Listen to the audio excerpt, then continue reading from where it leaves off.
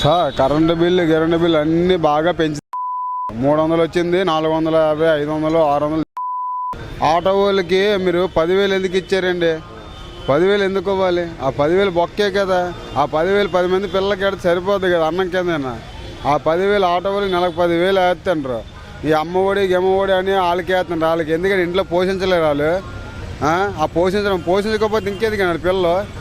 వాళ్ళు పోసుకుని అన్నీ వేసుకొని పెదల మీద రుద్దడం ఎందుకు? ఈ కరెంటు బిల్లు మీద, ఆటోల మీద, ఈ ఆటోలకు ఇవ్వడం ఇవన్నీ బొక్కే కదా. పేదలు అలాగ పోతారు, ఎందుకు పోతారండి?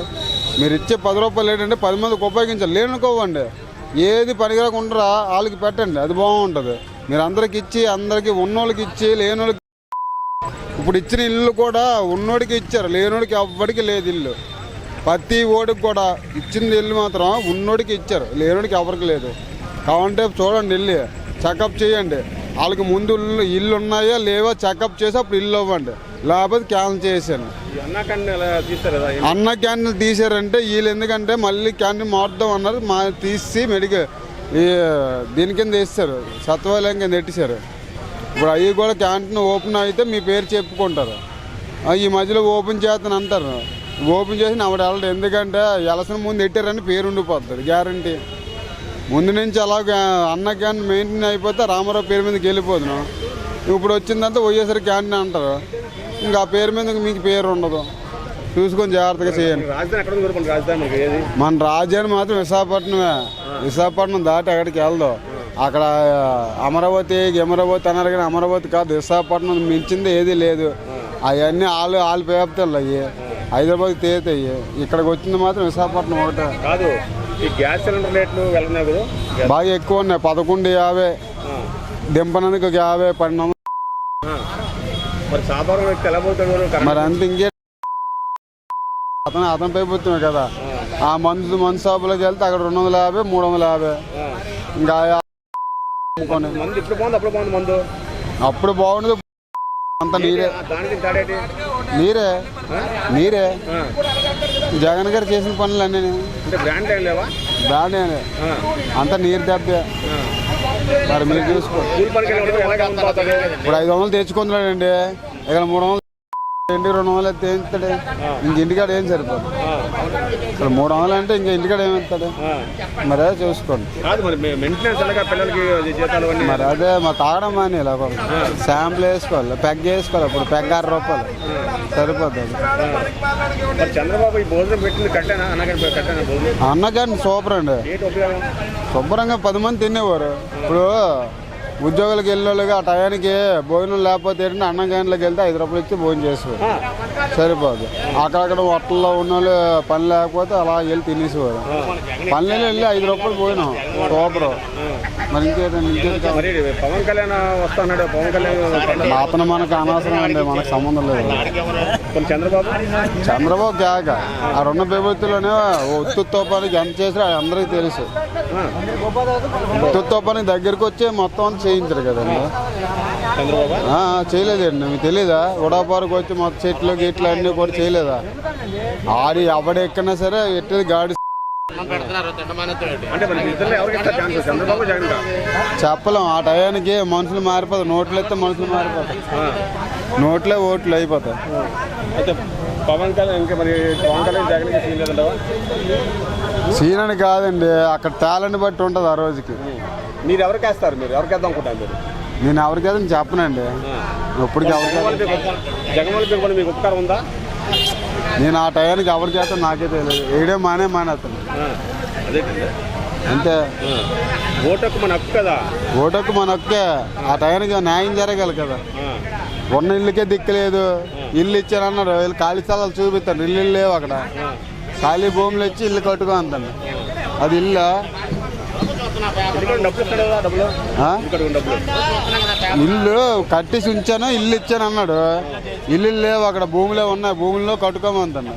ఎక్కడ దగ్గర డబ్బులు అది ఇచ్చేది ఏకంతా మేము కట్టుకు మళ్ళీ ఇంకా అప్పులు చేసుకొని ఆ ఇల్లు మళ్ళీ ఎందుకండి ఆ ఇల్లు.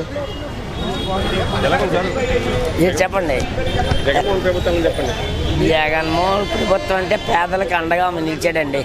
ఏది ఎవరియండి కానీ పేదవాడు అనేవాడు కొంచెం 4 ముద్దలు తింటాడు నా ఉద్దేశంలో.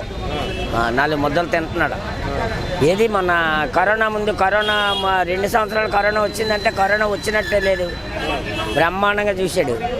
అతను కేంద్రం నుంచి అంటే ఫ్రీ బియ్యం కానీ ఇక్కడ ఈయన ఇచ్చింది కానీ బాగా చూశాడండి.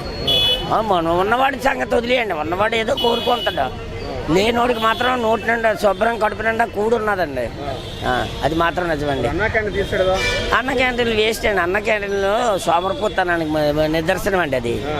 అన్న క్యాంటీన్ ఏముందో, ఇప్పుడు 5 రూపాయలకి అన్నం దొరుకుతుందంటే తినేసి తొంగుంటాడు. ఎక్కడో ఇంటి దగ్గర భార్య పిల్లల పరిస్థితి అది మనం ఆలోచించాలి కదా. అన్న క్యాంటీన్ పెట్టాడంటే అన్న క్యాంటీన్ దేనికి? సోమరిపోతులు చేయడానికి. ఇప్పుడు ఈయన ఉన్నాడు, ఇప్పుడు చెప్పాడు ఈయన, ఏడు చెప్పాడు 5 రూపాయలకి అన్నం దొరుకుతుందని అన్నాడు. 5 రూపాయలకి అన్నం ఇచ్చేటప్పుడు కష్టపడలేదు, ఇప్పుడు కష్టపడతాడు.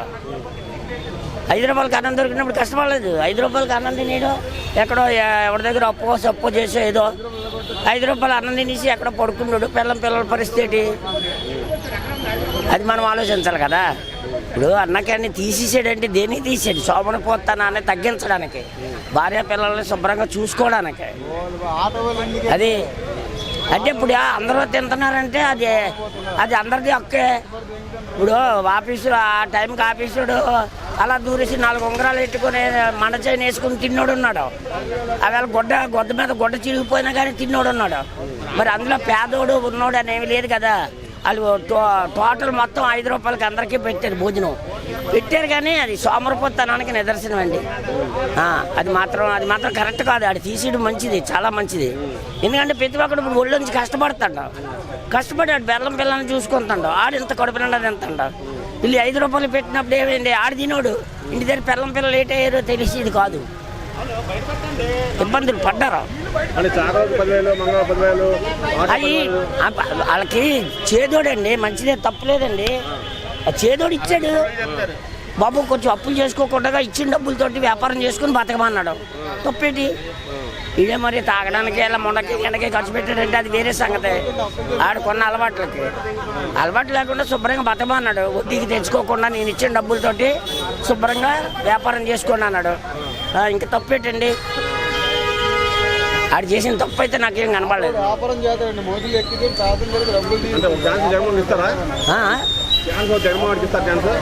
మళ్ళీ అయినానండి, అంత లేదండి, మళ్ళీ ఇస్తాను. నాకైతే నచ్చింది. పేదవాడు అనేవాడు కనబడలేదు. ఏది పేదవాడు అనేవాడు ఎవడండి? పేదవాడు కష్టపడితే పేదరికం ఎక్కడుంది చెప్పండి. పోనీ మీరు కష్టపడితే పేదరికం ఉన్నదా? కష్టపడకుండా ఎందుకు వచ్చేది డబ్బులు? అదే నేను అన్నాను, కష్టపడితే పేదరికం ఉండదు.